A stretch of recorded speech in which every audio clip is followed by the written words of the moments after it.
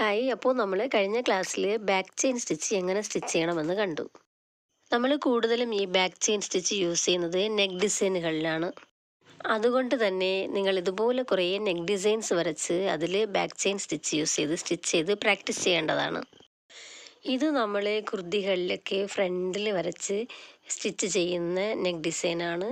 നിങ്ങൾ ഇതുപോലെയും ഒന്ന് വരച്ച് അതിലും നിങ്ങൾ ബാക്ക് ചെയിൻ സ്റ്റിച്ച് യൂസ് ചെയ്തിട്ട് പ്രാക്ടീസ് ചെയ്ത് നോക്കാം.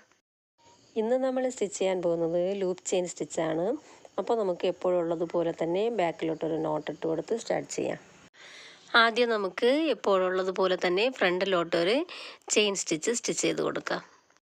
എന്നിട്ട് നമ്മൾ വീണ്ടും ചെയ്യുന്ന ആ ചെയിൻ സ്റ്റിച്ചിനെ ബാക്കിലോട്ട് തിരിച്ച് നമ്മൾ ആദ്യം സ്റ്റിച്ച് ചെയ്ത് കൊടുത്ത ആ ചെയിൻ സ്റ്റിച്ചിൻ്റെ അകത്തിൽ നിന്നും അങ്ങനെ പുറത്തേക്ക് സ്റ്റിച്ച് ചെയ്തെടുക്കണം.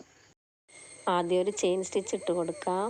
അതിനുശേഷം അടുത്ത സ്റ്റിച്ചിനെ അങ്ങനെ തന്നെ ബാക്കിലോട്ട് കൊണ്ടുപോയി അതിൻ്റെ അകത്തിൽ നിന്ന് 2 സ്റ്റിച്ചിൻ്റെയും അകത്തിൽ നിന്നാണ് അടുത്ത സ്റ്റിച്ച് നമ്മൾ പുറത്തേക്ക് എടുക്കുന്നത്. നമ്മൾ ബാക്ക് ചെയിൻ സ്റ്റിച്ച് ചെയ്യുമ്പോൾ ആദ്യം ഒരു ചെയിൻ സ്റ്റിച്ച് ഇട്ട് കൊടുക്കും, എന്നിട്ടൊരു ഷോർട്ട് ചെയിൻ സ്റ്റിച്ച് ഇട്ട് കൊടുക്കും, എന്നിട്ട് ബാക്ക് ചെയിൻ സ്റ്റിച്ച് ഇട്ട് കൊടുക്കും. പക്ഷേ ലൂപ്പ് ചെയിൻ സ്റ്റിച്ച് ചെയ്യുമ്പോൾ ആദ്യം ഒരു ലോങ് ചെയിൻ ഇടും, എന്നിട്ട് ആ ഷോർട്ട് ചെയിൻ ഇടാതെ നേരെ ബാക്ക് ചെയിനാണ് ഇട്ട് കൊടുക്കുന്നത്. ലോങ് ചെയിൻ സ്റ്റിച്ച് ചെയ്തതിന് ശേഷം ലോക്കൊന്നും ഇട്ട് കൊടുക്കാതെ ഡയറക്റ്റായിട്ടാണ് നമ്മൾ ബാക്ക് ചെയിൻ ഇട്ട് കൊടുക്കുന്നത്. അതുകൊണ്ട് ഇത് കുറച്ച് സൂക്ഷിച്ച് വേണം നിങ്ങൾ സ്റ്റിച്ച് ചെയ്യാനായിട്ട്. ഇത് നന്നായിട്ട് പ്രാക്ടീസ് ചെയ്താൽ മാത്രമേ നമുക്കത് സ്റ്റിച്ച് ചെയ്യാൻ പറ്റത്തുള്ളൂ. അതുകൊണ്ട് നന്നായിട്ട് തന്നെ നിങ്ങളത് പ്രാക്ടീസ് ചെയ്ത് കൊടുക്കേണ്ടതാണ്. അതായത് നമ്മൾ രണ്ടാമത് ഇട്ട് കൊടുക്കുന്ന ആ സ്റ്റിച്ചാണെങ്കിൽ നമ്മൾ 2 സ്റ്റിച്ചിൻ്റെയും അകത്തുകൂടെയാണ് പുറത്തേക്ക് എടുക്കേണ്ടത്. ഇത് കുറച്ച് കൺഫ്യൂസ് ചെയ്യുന്ന സ്റ്റിച്ചാണ്. അതുകൊണ്ട് നിങ്ങൾ ആദ്യം സീയിങ് ത്രെഡിൽ ഇത് പ്രാക്ടീസ് ചെയ്യണം, എന്നിട്ട് ജരി ത്രെഡിൽ പ്രാക്ടീസ് ചെയ്യണം. അതിനുശേഷം നിങ്ങളത് സിൽക്ക് ത്രെഡിലൊന്ന് പ്രാക്ടീസ് ചെയ്താൽ മതി. ഇത് നിങ്ങൾ ഡയറക്റ്റായിട്ട് തന്നെ സിൽക്ക് ത്രെഡിൽ പ്രാക്ടീസ് ചെയ്താൽ അത് നമുക്ക് പ്രാക്ടീസ് ചെയ്യാൻ പറ്റത്തില്ല. അതുകൊണ്ട് ആദ്യം തന്നെ സീയിങ് ത്രെഡ്, അതിനുശേഷം ജരി ത്രെഡ്, എന്നിട്ട് നിങ്ങൾ സിൽക്ക് ത്രെഡിൽ പ്രാക്ടീസ് ചെയ്താൽ മതി.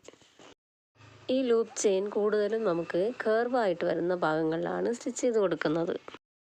ഇതിൽ നമുക്ക് എൻഡ് നോട്ട് എങ്ങനെ ഇടാമെന്ന് കാണാം. ആദ്യം ഒരു ലോങ് ചെയിൻ സ്റ്റിച്ച് ചെയ്തതിന് ശേഷം നമ്മൾ ബാക്കിലോട്ടൊന്ന് ബാക്ക് ചെയിൻ സ്റ്റിച്ച് ഇട്ട് കൊടുക്കും.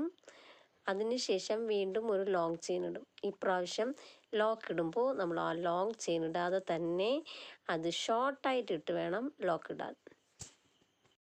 നമ്മൾ ഈ ലൂപ്പ് ചെയിൻ സ്കാലപ്പ് ഡിസൈനുകളിലൊക്കെയാണ് യൂസ് ചെയ്യുന്നത്.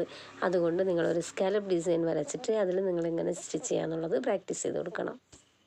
അതുപോലെ തന്നെ ഈ കൊമ്പ് ഡിസൈനും വരച്ച് അതിൽ നിങ്ങൾ പ്രാക്ടീസ് ചെയ്യേണ്ടതാണ്.